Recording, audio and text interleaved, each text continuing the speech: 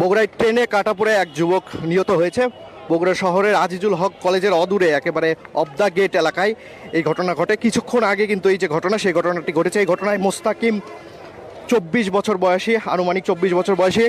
তার বাড়ি কিন্তু জয়পুরহাট, এখানে ম্যাসে থাকতো এবং এই ঘটনায় তিনি নিহত হয়েছেন। আমরা যতটুকু জানতে পেরেছি যে মোটর সাইকেল নিয়ে পার হওয়ার সময় কিন্তু এই যে দুর্ঘটনা, সেই দুর্ঘটনাটি ঘটে।